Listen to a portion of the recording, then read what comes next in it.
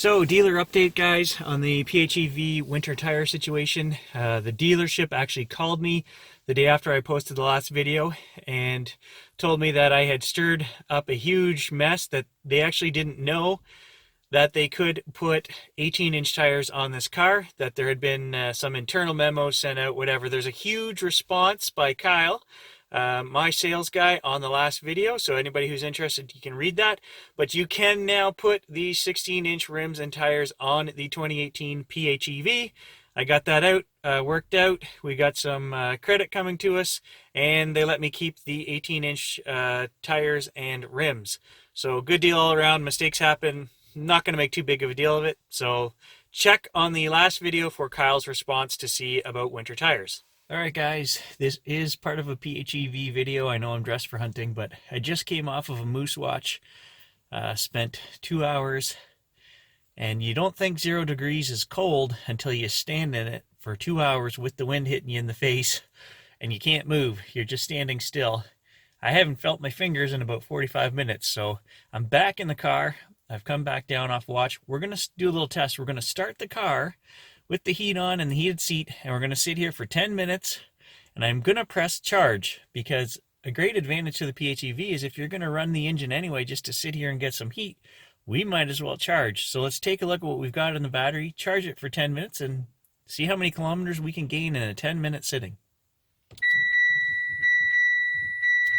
Okay, we're going to start it up here.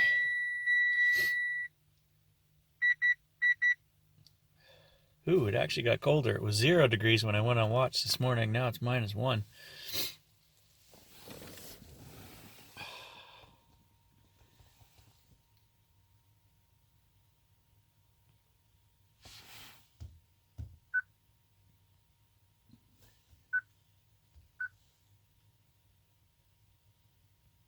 Okay, so saying we've got 17 kilometers in the batteries. I'm going to wait till that turns to 1030 up in the top there, and then we're going to charge up the car.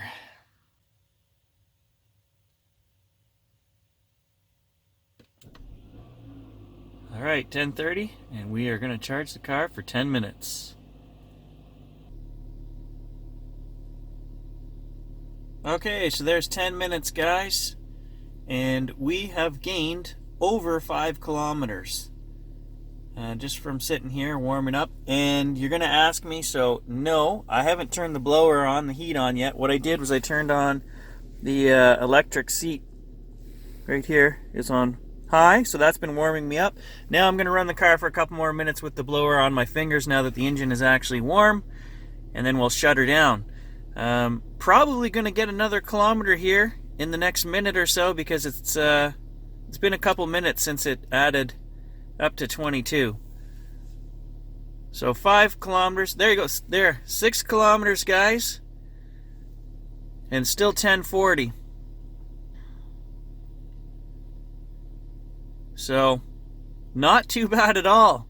I use this tactic when we go to the mall in the fall and it's raining and one person has to wait in the vehicle, and you fog up when it's, you know, if it's wet and you got to run the vehicle anyway, you might as well press the charge button. I'm going to go down the old moose road for a drive here, and we're going to be driving really slow, looking for partridge and sign of moose, tracks, things like that. So pretty slow, and I want to see how far we can go, how many kilometers from the battery we're going to use when we're driving extremely slow like that. So let's just take a look.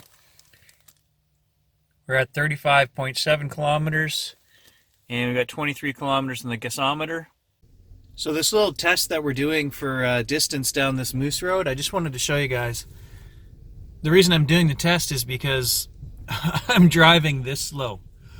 I really am driving slow, just looking for birds and, like I say, tracks and things like that. So, you know, we're not even registering here on the 5 kilometers an hour kind of thing. And that's why I'm interested to see how much electric are we going to use. So just to show you guys some of the roads that I'm traveling, full of gravel, big stones, uphill, and we don't even spin a tire here in the Outlander, so it really is a decent off-road vehicle. Again, the four-wheelers have this all tore up here. There's actually a substantial hole there on the left.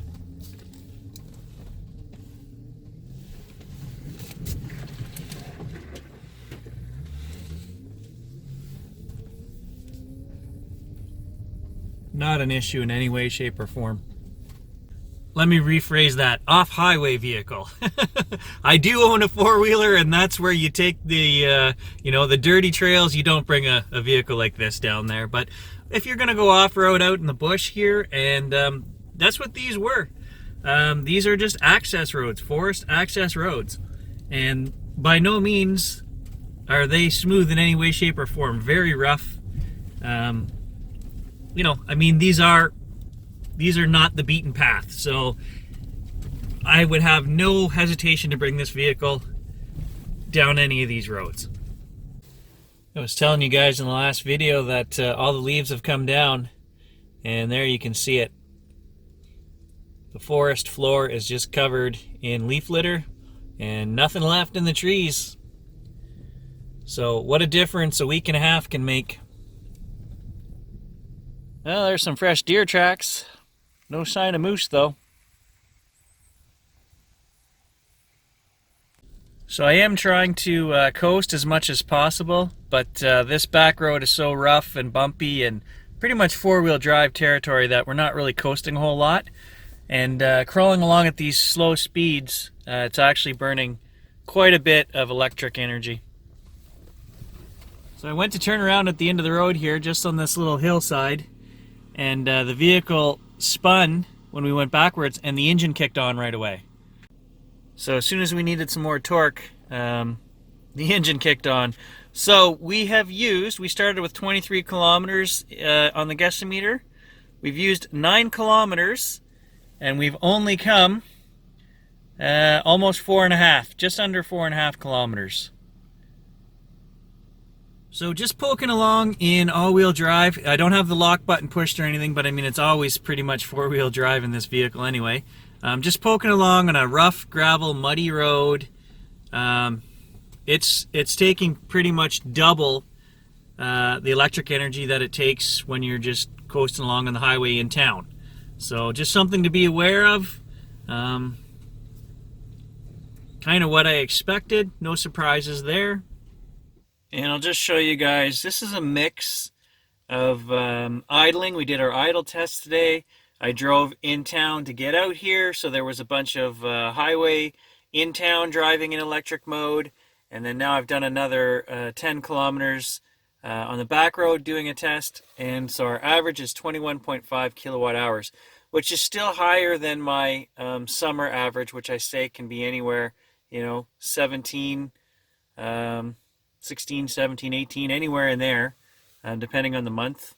So I think the colder temperatures mixed with winter tires on here and then the back road driving today, we're definitely seeing the kilowatt hours that we use, the number is going to climb. And I think it's going to continue to climb into winter here as it gets colder. So that, guys, is your fall moose season PHEV update. No moose were harmed in the filming of this video. No moose were seen. I haven't seen a partridge today, so... Anyway, thanks for joining me, guys. Hopefully I'll have something for you in the upcoming weeks. It is getting colder, and I want to do some cold weather testing, so stay tuned for that, and we'll catch you guys in the next video. Does anybody know how to get rid of that possibly icy roads warning? Every time it's 3 degrees Celsius out, that warning pops up on the screen, and I just find it the most distracting, annoying thing. And if I could turn that off somehow, that would be fantastic. Let me know in the comments below, guys. I'd really appreciate being able to turn that off.